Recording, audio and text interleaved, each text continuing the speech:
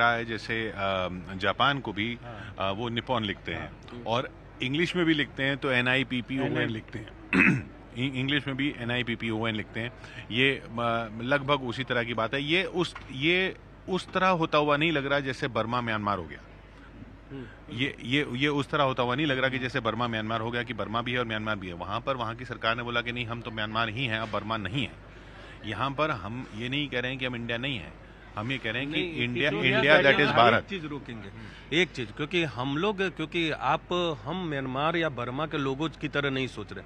हो सकता है उनके लिए बर्मा के लिए भी वही भावना हो जो म्यांमार के लिए हो, जैसे हमारी भावना भारत के लिए भी वही है, इंडिया के लिए भी वही है। हाँ। हम लोग म्यांमार बर्मा के हैं नहीं, वहां के हैं नहीं, तो इसलिए हमारे लिए म्यांमार जो है ज्यादा सहूलियत वाला हो गया। और यही ऐसे ही कई वर्षों बाद अगर भारत भारत भारत हम लिखते रहे तो दुनिया के बाकी लोगों के लिए भारत को छोड़ के वो भारत ज्यादा कैची वर्ड होगा, भारत का इस्तेमाल वो लोग कम करते हैं। लेकिन हमारी भावना तो भारत हो या इंडिया। जो अभी तक देश में हम लोग हिंदी में बात करते हैं तो भारत शब्द यूज करते हैं, लेकिन अब जो आदत वर्ड ऑर्डर में है ना, बाकी देशों में जो है मतलब इंग्लिश में भी जब बात करेंगे तब भारत ही बोलेंगे। एक और बड़ी अहम बात जो हुई, वो जो बात जो प्रधानमंत्री ने कही कि अविश्वास से विश्वास की तरफ जाना है, और ये मतलब कि अविश्वास जो बढ़ा कोविड के बाद, अब एक दूसरे पर विश्वास बढ़ाना है, ये संकेत था चीन को। सुनिए। कोविड-19 के बाद विश्व में एक बहुत बड़ा संकट विश्वास के अभाव का आया है। युद्ध ने इस ट्रस्ट डेफिसिट को और गहरा किया है। जब हम कोविड को हरा सकते हैं तो हम आपसी विश्वास पर आए इस संकट पर भी विजय प्राप्त कर सकते हैं।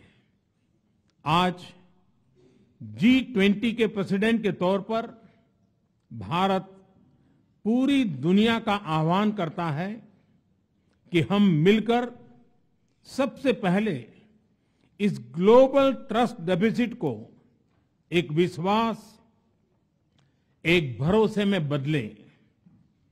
यह हम सभी के साथ मिलकर चलने का समय है।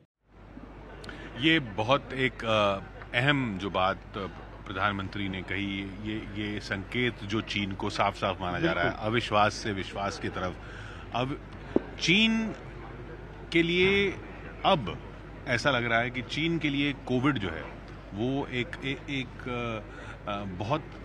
एक ऐसा वक्त आया जो उस वक्त लग रहा था कि शायद चीन को फायदा दे गया, लेकिन वो अब लग रहा है कि चीन के लिए वो बड़ी मुसीबत हो गया। देखिए, बिल्कुल केशव, जिस तरीके का आज प्रधानमंत्री ने बोला है, और वो जो ट्रस्ट डेफिसिट को अब दूर करने के लिए उन्होंने बाकी जो विश्व के नेता हैं उन सब की भूमिका की तरफ से एक तरह से इशारा किया है कि अब सबको मिलकर उस दिशा में काम करना पड़ेगा। तो ये दिखाता है कि भारत अपनी जो वैश्विक नेतृत्व की जो उसे छवि सामने दिखाई दे रही है उसकी तरफ भारत बढ़ रहा है। और इस वाले G20 को लेकर तमाम तरह के सवाल उठ रहे थे। लगातार ये कहा जा रहा था कि ये पहला G20 होगा जिसमें कोई जॉइंट डिक्लेरेशन निकलेगी या नहीं निकलेगी, किसी मुद्दे पर सहमति बनेगी या नहीं बनेगी, इस तरह के सवालिया निशान लग रहे थे। लेकिन बैठक की शुरुआत में ही अफ्रीकन यूनियन को लेकर प्रधानमंत्री का ऐलान करना, उनको फिर अपनी चेयर पर बुलाना, जो उनकी चेयर थी वहां पर बिठाना, ये सब साबित करता है कि जिस G20 को लेकर सवाल उठ रहे थे उस G20 की सफलता का एक तरह से आगाज पहले ही कार्यक्रम मीटिंग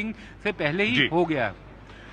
तो वसुधैव कुटुंबकम जो भारत ने मंत्र दिया, दुनिया उसको अपना रही है, ये दिखता हुआ, उस तरफ बढ़ता हुआ ये G20 शिखर सम्मेलन पहला सत्र शुरू हुआ है। एक छोटा सा ब्रेक यहां पर हम ले रहे हैं। सबसे बड़ी खबर इस वक्त की है कि G20 में अफ्रीकन यूनियन को शामिल कर लिया है और इसकी घोषणा की prime minister of Bharat Narendra Modi ने।